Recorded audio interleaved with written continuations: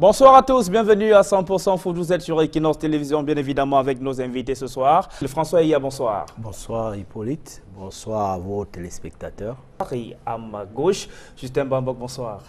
Bonsoir Sylvestre, c'est toujours un plaisir pour moi d'être parmi vous. Vous savez, quand je prends quelques jours, je me fais toujours le plaisir et de venir parmi vous. Et pour nos téléspectateurs qui ne le savent pas, quand vous dites que vous prenez quelques jours, ça veut dire simplement que eh bien, vous êtes en vacances parce que vous êtes entraîneur d'Antony Football Club, chez les seniors bien évidemment. Du côté de la France, là c'est quelques semaines maintenant, désormais le compte à rebours est lancé pour la phase finale de la CAN 2015. Justin Bambok, vous, depuis l'Hexagone, vous avez vu cette équipe en pleine restructuration de l'Indomptable du Cameroun conquérir match après match jusqu'à obtenir son ticket de qualification pour cette Coupe d'Afrique des Nations. Oui, Sylvestre, vous savez que je faisais partie, n'est-ce pas, des gens qui pensaient qu'il fallait redonner un nouveau souffle à cette équipe nationale. Bon, ben, les autorités ont pris les choses à bras le corps et sont en train de faire le nécessaire. C'est une équipe qui est jeune, même s'il ne faut pas se sentir très beau, il faut prendre les choses avec beaucoup de pincettes et voir avec beaucoup de recul. Mais c'est une équipe qui fait énormément plaisir parce qu'elle est pleine d'ambition. Et puis, on va un peu voir ce qu'elle va nous apporter lors, n'est-ce pas, de cette CAN. Mais il ne faut pas qu'on s'attende pratiquement à grand-chose parce que je pense que c'est une équipe qui est en pleine reconstruction. Donc voilà. L'objectif principal pour l'instant, ce n'est pas de lui demander d'aller gagner cette Coupe d'Afrique des Nations. Je pense que cette équipe est même en train de nous donner, je discutais encore avec Madame Manga Ongene d'ailleurs, que je salue au passage, mais j'étais en train de discuter avec elle et je lui disais que cette équipe nationale est en train de nous donner même ce qu'on n'attendait pas. Parce que généralement, vous allez voir toutes les grandes nations de football. Quand il y a cette transition, quand vous passez, n'est-ce pas, d'une certaine époque à une autre, il faut donner, n'est-ce pas, du temps, n'est-ce pas, à la jeune génération qui arrive. C'est des mecs qui n'ont pas assez de matchs, qui n'ont pas la haute compétition dans les jambes, qui ne connaissent pas trop ces choses, même s'ils résident, n'est-ce pas, dans ces pays respectifs qui sont l'Europe et autres. Il faut leur donner le temps de quitter, n'est-ce pas, de l'état d'un groupe pour une équipe. Favorable au retour en sélection des anciens qui sont en forme en ce moment dans leur club, le cas d'Alexandre Song par exemple.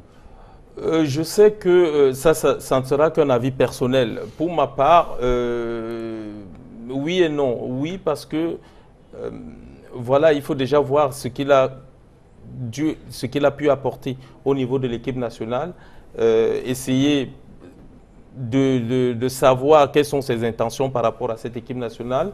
Non, parce qu'on est en train de rajeunir l'équipe et l'équipe qui est là en place présentement, moi je la vois un peu à distance, je ne suis pas à l'intérieur, mais je pense qu'on a un très bon état d'esprit. Les jeunes ils vont jouer, ils ne se prennent pas la tête. Je n'entends plus trop les parler des primes, de ceci, de cela.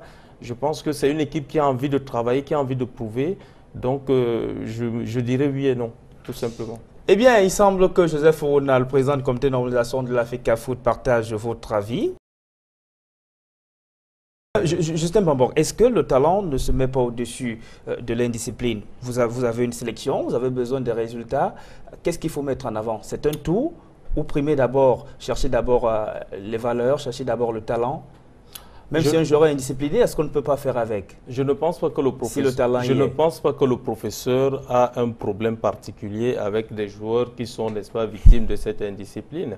Moi, je pense qu'il a peut-être eu marre et il a frappé. Maintenant, moi, ce que je peux déplorer, c'est ce radicalisme, c'est-à-dire ils ne viendront plus à l'équipe nationale. Je trouve le mot très fort.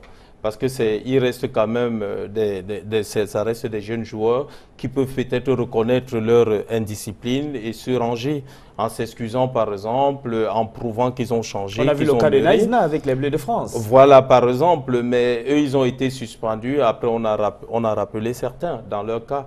Donc moi c'est ce radicalisme-là que je peux peut-être un peu titiller, mais sinon c'est clair que dans une équipe, lorsque vous avez un bon joueur, c'est quoi un bon joueur même déjà? Un bon joueur, c'est ce jeune homme-là qui, n'est-ce pas, respecte déjà le règlement intérieur même de son équipe. C'est ça un bon joueur. C'est pour cela qu'il faut tous ces ingrédients pour dire que telle personne est bon joueur. Donc moi, je suis entièrement d'accord avec le professeur, n'est-ce pas? Surtout que ces jeunes qui arrivent, il y en a plein, hein, il y a plein de jeunes qui sont là, qui ont besoin de jouer à l'équipe nationale, qui ont envie de porter ce maillot. Porter le maillot de l'équipe nationale du Cameroun et de toutes les équipes même nationales, vous n'allez pas me le démentir, c'est un honneur, c'est une fierté. Il faut être fier de mettre ce maillot. Et j'étais de ceux-là qui disaient qu'il fallait effectivement faire un nettoyage intelligent. C'est comme ça. Donc, moi, je suis entièrement d'accord avec le professeur. Justin Bambok, vous qui travaillez notamment dans la formation, est-ce que après des sanctions, un joueur n'est pas appelé à revoir son comportement? Et si c'est le cas, est-ce qu'il ne mérite pas d'être appelé en sélection? Je voudrais prendre le cas de Patrick le cas d'Evra, Patrick Evra, avec les Bleus de France, qui après la sanction qu'il a écopée, aujourd'hui c'est un exemple au sein de la sélection française. C'est pour cela que Sylvestre, tout à l'heure, je vous ai dit que c'est le mot. Ils ne viendront plus à l'équipe nationale que j'ai trouvé un peu fort. Parce que l'équipe nationale, c'est une histoire de nous tous, de tous les Camerounais. Maintenant, qu'on prenne ces décisions, les décisions qui ont été prises, je disais que j'étais d'accord avec le professeur. Aux joueurs maintenant de faire les démarches qu'il faut pour, n'est-ce pas, essayer de réintégrer cette équipe nationale. Puisqu'on leur dit la porte est fermée. Non, la porte n'est pas fermée. Je suis persuadé que si ces joueurs veulent rencontrer le professeur, ils vont le rencontrer. Ça, je suis persuadé. Donc, c'est à eux. Et comme il le disait tout à l'heure, c'est les joueurs qui ont besoin de l'équipe nationale. Et comme petite information, toutefois que vous passez à l'équipe nationale, ou bien si vous faites partie de l'équipe nationale de votre pays, votre valeur marchande augmente. N'oubliez pas ça au niveau de la cote, des transferts. On voit avec Jack Little qui a plus de temps de jeu aujourd'hui avec l'Olympique Lyonnais. Voilà, ça augmente votre cote et tout. Donc, c'est ces joueurs qui ont besoin de cette équipe nationale. Moi, je pense qu'ils sont peut-être suspendus, c'est le terme que moi je vais utiliser. À eux maintenant de faire les démarches pour, n'est-ce pas, réintégrer cette équipe nationale. Quand vous prenez le cas d'Evra, Evra revient parce que, déjà, il a été sanctionné. De deux, c'est son entraîneur qui est en charge de l'équipe nationale de France, Deschamps. C'est son entraîneur, c'est Deschamps qui a quasiment formaté Patrick Evra. Donc voilà, moi je pense que c'est une solution, c'est une décision pour moi qui est très très sage, parce que je le disais avant, ça se voyait à distance, on voyait, n'est-ce pas, je ne sais pas s'il faut appeler ça fourmilière, où chacun vient montrer de quoi il est capable. Non, c'est une équipe nationale. On priait nuit et jour pour faire partie de cette équipe nationale. Malheureusement, on s'est arrêté chez les juniors. L'équipe nationale, vous devez être fier de représenter votre pays quelque part. Donc pour moi, c'est une décision sage. Et la balle maintenant, c'est comme un message même qu'on envoyait à ces footballeurs. C'est à eux maintenant de faire des démarches et ils savent comment les faire pour réintégrer cette équipe nationale, mais je ne pense pas que ça sera pour le moment. Et puis n'oublions pas que ces jeunes qui sont là, ils ne déçoivent pas pour le moment. Hein. Quand on regarde l'équipe nationale jouer au jour d'aujourd'hui, même si on perd, parce qu'il faudrait que les Camerounais le sachent, ne nous attendons pas tout de suite peut-être au résultat. Moi, ils nous ont même surpris en se qualifiant pour aller en phase finale de la Coupe d'Afrique des Nations. Ne nous attendons pas absolument au résultat tout de suite, mais quand aujourd'hui on regarde l'équipe nationale jouer, elle est même plaisante, cette équipe nationale. On sent non seulement au niveau de l'œil, on sent même de la complicité. Parce que les techniciens de football, il ne va pas me le démentir, savent voir lorsque des gars jouent et sont en même temps copains. Vous pouvez lui poser la question, il va vous le dire. Ça se sent. Quand vous voyez ces enfants jouer, on ressent une joie. Alors que quand on regardait ces anciens jouer, on sentait, n'est-ce pas, que chacun venait tirer, n'est-ce pas, son épingle du jeu. Chacun venait jouer sa carte. On avait même l'impression qu'il y avait des clans. Or, au jour d'aujourd'hui, on ne voit pas ça. Moi, je pense que le professeur, vraiment, moi, je lui tire mon chapeau. Hein. Il a fait un travail remarquable, à mon avis. Et cette décision, c'est aussi un message à ces jeunes qui sont là aujourd'hui, qu'attention, voilà ce qui peut vous arriver si jamais. On voit que depuis que cette sélection en reconstruction, on a vu quelques velléités qui ont été stoppées net par le sélectionneur Volkefinkoloka Boubacar Vincent, qui a été rapidement relégué sur le banc, le temps qu'il comprenne que les choses sont en train de changer. Quand le coach ne le fait pas rentrer, eh bien c'est parce qu'il a compris que l'autre devait finir le match. On ne fait pas des remplacements pour le plaisir de faire. Donc vous avez pensé que c'était une sanction. Non, le coach a estimé qu'il peut laisser Vincent Aboubakar parce que l'autre qui est sur le terrain fait du bon travail.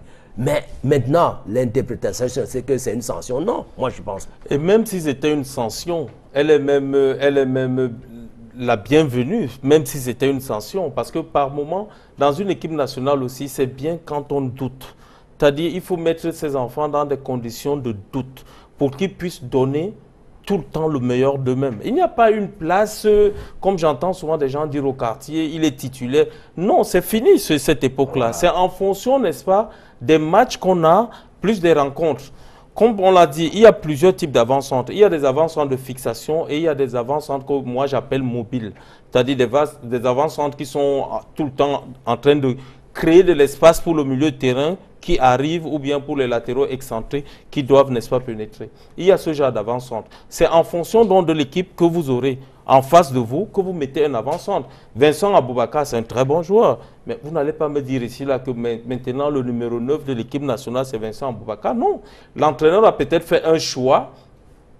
Ça peut être une sanction, ça peut être n'importe quoi. Non, il est dans les commandes. Il sait pourquoi il a fait son choix. Et je profite pour chuter en disant que c'est pour cela que par moment aussi, je demande parfois des conférences. C'est-à-dire qu'il faut qu'un entraîneur vienne expliquer, un sélectionneur vienne expliquer pourquoi il a mis tel, pourquoi il n'a pas mis autre. Ça se passe partout. C'est ce qu'on demande au sélectionneur. Voilà, ça se passe partout. Je ne comprends pas pourquoi ça ne doit pas se passer ici. Donc il faut quand même qu'il nous explique. Qu'il justifie ses choix. Voilà, qu'il justifie ses choix. On ne dit pas qu'on va lui dire de mettre tel à la place de l'autre. Non, c'est lui qui est le chef, mais qu'il essaie quand même d'expliquer. Parce qu'on croit connaître aussi un tout petit peu le football, dont on a envie de comprendre certaines choses. Vous voyez comment la mise au banc, n'est-ce pas, d'un joueur crée par exemple un quiproquo qui est celui-ci. Alors que s'il y avait une conférence, soit avant, soit après, on comprendrait plus facilement, tout simplement. Pour Cosmos Football Club du Mbam, et les récompenses également pour les 3 autres meilleurs clubs du championnat de Ligue 1. Justin Mbambok, d'abord sur le plan financier, c'est quelque chose de bienvenu pour ces différents clubs. Oui, vous savez que lorsqu'une équipe, quand même, selon les informations que j'ai du Cameroun, il se pourrait que les présidents supportent tout seuls, n'est-ce pas, leur équipe. Donc recevoir quand même un petit quelque chose de la part des autorités, ça ne peut que faire du bien, ça les booste. Il y a la subvention que l'État donne pour participer au paiement de salaire des joueurs. C'est insuffisant parce que quand vous calculez, n'est-ce pas, les primes d'entraînement, les salaires que les joueurs doivent avoir si c'est respecté, et puis pas mal de choses, parce qu'il n'y a pas que les footballeurs, il y a aussi des encadreurs qui doivent avoir, n'est-ce pas, leur rémunération. Donc quand on regarde tout ça et on regarde le geste que la Ligue est quand même en train de faire voir les autorités, ça ne peut que faire plaisir. Ça prouve que nous sommes vraiment dans ce processus, n'est-ce pas, d'avancement.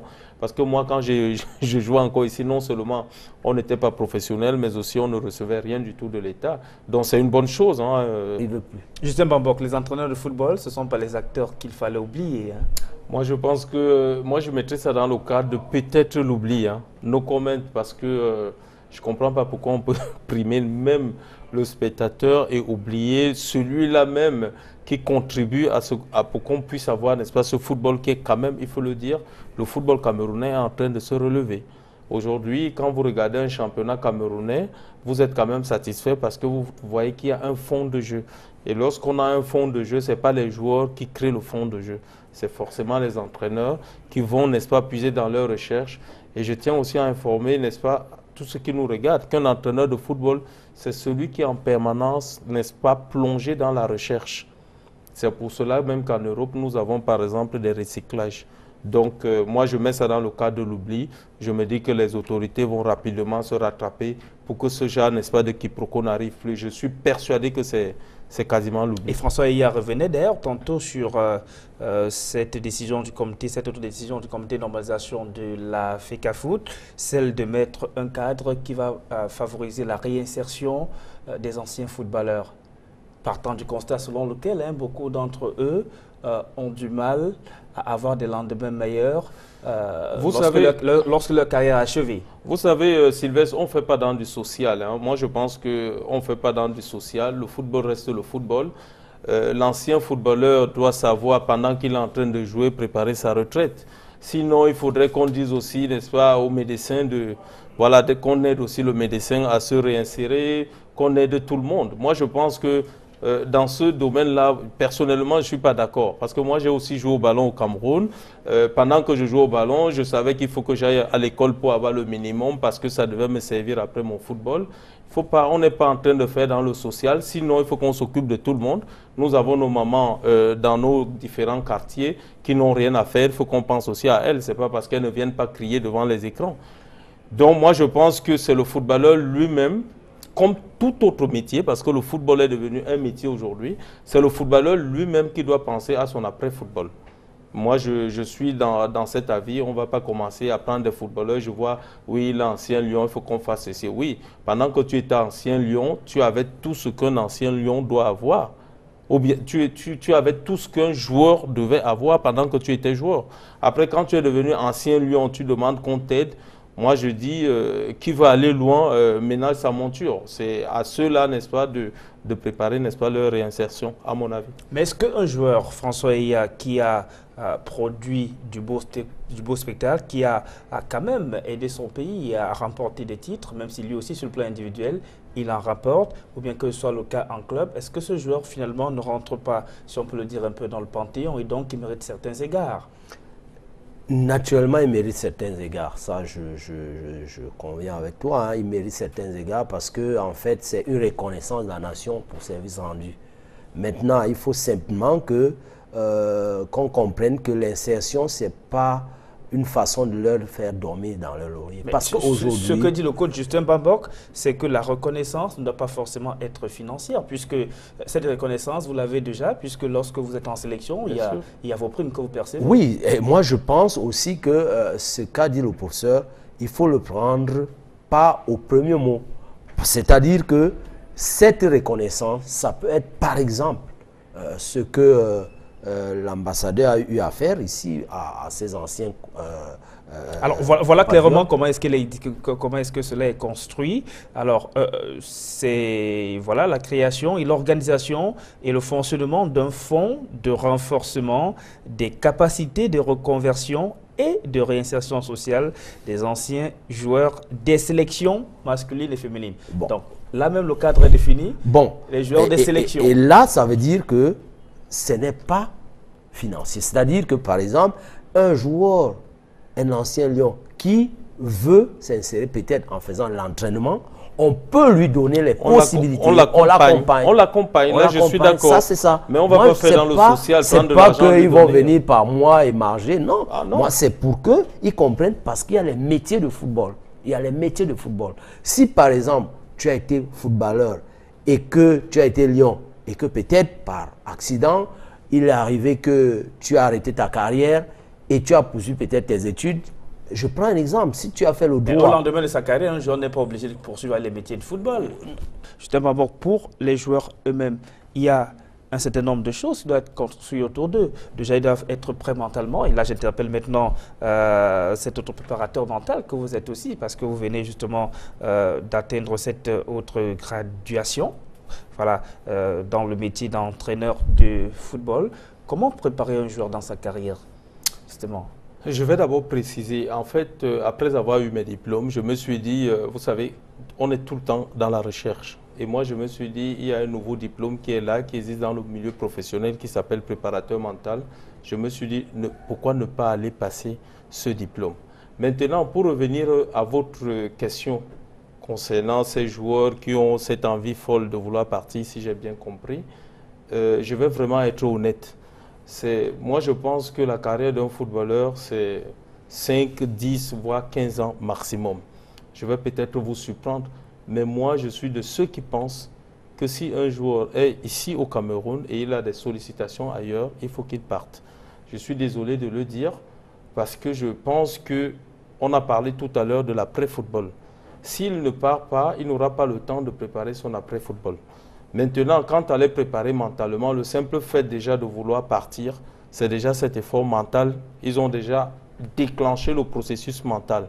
Parce que quand vous voulez partir, que ce n'est pas quelqu'un qui vous pousse à partir, c'est déjà déclenché un certain processus. Donc voilà mon point de vue par rapport à ce sujet. Et vous avez Grégoire Kaba en sélection avec les A'. Il était d'ailleurs en Guinée équatoriale avec vous et on l'apprend. C'est vrai qu'on attend encore quelques petites confirmations par rapport à ce contrat qu'il aurait signé avec la jeunesse sportive de Kabylie, ce club qui donne des sueurs froides à plusieurs Camerounais, parce que l'on se souvient que c'est au sein de ce club-là que jouait Albert Dominique Ebosebo Diongo, mort après un match le 23 août dernier. Non, je pense que vraiment, je voudrais d'abord voir ce contrat réalisé pour que je puisse, n'est-ce pas, donner mon avis là-dessus. Mais si j'avais comme ça... La question, en fait, ce n'est pas la destination. Voilà. Ce n'est pas le fait que ce club soit lié d'une manière ou d'une autre à ce qui est arrivé à Albert Dominique Ebosebo Diongo, mais la dimension du talent de Grégoire Kama, est-ce que c'est le championnat qui lui convient, vous qui l'avez en sélection? Non, je pense que je l'ai eu en sélection pour, disons... quelques semaines et voire un mois. Vous avez eu le temps de le suivre en championnat? Oui, bon, en championnat. Ben, je dis honnêtement, voyant le football algérien, je crois que ce n'est pas le type d'attaquant qu'on rechercherait. Mais maintenant, le coach qui a besoin de lui, sait pourquoi il a besoin de lui. Il pourra le faire il pourra le modeler à la manière dont il voudra. Et maintenant, il faudrait que le gars comprenne. Et ça ne va pas aller tout d'un coup. Ça, il faut le comprendre. Donc, il peut passer un moment d'adaptation. Il faut qu'il soit, comme il a dit, mentalement très fort. Qu'il comprenne qu'aujourd'hui, il est en situation d'apprentissage d'un environnement qui n'est plus celui de Panthère où ils sont. Il faudrait bien qu'il comprenne cela et qu'ensuite, qu'il comprenne qu'après ça, il faudra s'adapter à une compétition où il faudrait qu'il puisse se prouver pour être titulaire au poste. Donc, voilà autant de choses qui font que si sur le plan psychologique, vous n'êtes pas fort, vous n'êtes pas bien préparé, eh bien, ça cède au découragement et vos possibilités s'amenuisent et vous devenez le joueur qu'on ne connaîtra plus. Par contre, moi, je pense pour ma part que il faudrait que nos joueurs, nous sommes au professionnalisme, il faudrait que nos joueurs aient des conseillers. Des conseillers, moi, je ne parlerai pas des agents, hein, mais je parle des conseillers. Parce qu'il manque à nos joueurs certaines informations. Pour eux, c'est la course à l'argent, comme a dit Justin, c'est aller préparer vite son après-football. Mais il faut parler pour le plaisir d'aller. Il faut réfléchir. Parce que moi, je suis de ceux qui pensent qu'un joueur qui sait qu'il n'a pas encore atteint cette maturité, aller ailleurs où il pourra se perdre parce que la compétition, il faut être là, il faut être devant la scène. Quand on ne te voit plus, on t'oublie. Moi, je suis de ceux qui pensent qu'un joueur, c'est le temps de jeu. Si vous n'avez pas de temps de jeu, vous êtes un joueur mort. Donc, je pense qu'il faudrait qu'ils comprennent que ce n'est pas aller pour aller, mais aller pour qu'on reste celui-là qu'on va voir. Et Kamagaï, je voulais rajouter quelque chose par rapport à ce que le coach est en train de dire. Ce qu'il dit, il a parfaitement raison. Mais c'est un problème qui est tellement profond. Parce que de l'autre côté, posons-nous la question de savoir pourquoi nous qui sommes dans un football professionnel, nous sommes déjà plongés dedans. Je pense que c'est la 3e année, si je ne me trompe pas. Pourquoi on ne fait pas des efforts de rassurer un certain minimum à un joueur qui va l'amener à réfléchir? Quelqu'un qui a faim ne réfléchit pas, sauf si vous me prouvez le contraire. Il sait qu'il y aura un risque peut-être de se perdre. Ça, il le sait. Mais il est prêt à prendre ce risque. Nous voyons tous à la télé des gens qui prennent des pirogues pour aller de l'autre côté. C'est une mauvaise idée. Je ne demanderai pas à quelqu'un de le faire. Mais pourquoi la personne prend ce risque d'y aller? C'est parce que la personne n'en peut plus. La personne est à bout de souffle. Tu vois comment tu as déjà 25, 26, 27 ans. Tu vois comment ça s'en va. Oui, tu es en équipe nationale. Mais tu n'as pas le minimum pour pouvoir vivre. Parce qu'un joueur de football, parfois nous tapons sur leurs doigts le dimanche parce qu'ils n'ont pas donné satisfaction. Mais est-ce que nous nous posons la question de savoir comment est-ce qu'il a dormi? Comment est-ce qu'il s'alimente? Comment est-ce qu'il fait ceci? Moi, je pense qu'on va y arriver. Je fais confiance aux professeurs et autres. Je fais confiance, n'est-ce pas, à la Ligue de football. Je fais confiance aux Camerounais. Je sais qu'on va y arriver. Si j'ai demandé que ce joueur parte, c'est tout simplement parce que jusqu'ici, on ne fait pas des efforts pour pouvoir les retenir. Je suis sûr que vous voyez les entraîneurs camerounais, vous leur faites des propositions en Europe, ils iront. Moi, je suis en Europe, je vais vous dire cette vérité, ce n'est pas parce que je l'aime, mais c'est parce que mon travail est respecté là-bas. Je ne connais même pas à quel moment on me paye. Je ne me mets pas devant mon président pour recevoir ma paye. Elle est virée. On me respecte, on me donne des objectifs, je pose mes conditions. J'ai les mains libres. Vous voyez autant d'ingrédients qui me poussent, n'est-ce pas, à être franc vis-à-vis de ces jeunes footballeurs. C'est pour cela que je leur demande de partir. Je ne leur conseille pas trop l'Afrique parce que je ne m'y connais pas. Mais s'ils ont une opportunité d'aller à l'étranger, qu'ils partent. Et au final, au finish, notons quand même ce petit détail. À supposer que ce footballeur qui était à l'équipe nationale A' est parti en Europe et il s'est perdu. À ma connaissance, sur 100 personnes qui vont en Europe, 98 réussissent. Quand je dis réussir, ça veut dire que peut-être ils n'ont plus réussi dans le chemin dont ils avaient la fougue, mais ils ont réussi dans autre chose. Beaucoup échouent aussi. Hein. C'est pour cela que je dis, prenons le cas de celui... Il y en a qui vont jouer, qui vont passer une carrière de footballeur et finissent par promener des chiens. Voilà, oui, prenons le cas même de celui-là qui est parti jouer au foot et se retrouve en train de promener le chien. Vous savez combien a celui qui promène le chien? Il a le SMIC. C'est-à-dire, il est pauvre, mais au moins il a de quoi manger et de quoi aller à l'hôpital. Il y a quelque chose qui dépasse la santé?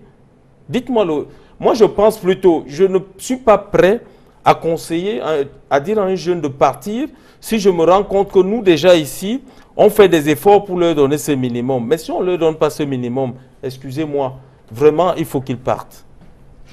Justin Bambok, on va sortir par là. Hein. Ces Dixiades, vous le disiez, peut-être ont tout de même le mérite d'exister déjà. Oui, c'est ce que je disais tout à l'heure en off. Moi, je suis je suis très content parce que c'est au moins un début d'un très très bon processus. Même si on a, comme le coach le disait tout à l'heure, pas mal de choses à améliorer, c'est déjà une très bonne chose. Ça prouve que l'évolution est déjà là, elle est présente. Donc il faut tout simplement qu'on continue comme ça. Et sur ce, je vais vous dire merci d'être venu sur le plateau de 100% Foot ce soir. Vous savez très bien, Sylvestre, que moi, c'est toujours un plaisir d'être non seulement au Cameroun, mais de venir ici sur votre plateau, partager, n'est-ce pas, des idées. Nous ne sommes pas dans la posture de la critique, nous sommes dans la posture des constats. Nous cherchons tout simplement qu'on essaie d'évoluer, nous essayons de rassembler, ramener un peu nos idées que nous pouvons avoir, essayer de converger avec celles qui sont sur place et trouver, n'est-ce pas, une très bonne solution pour que notre football aille de l'avant. Donc une fois de plus, merci à vous et merci aux téléspectateurs. Merci également à vous François Iya d'être venu. Merci Sylvestre. Et beaucoup de courage et de succès avec les après. Merci.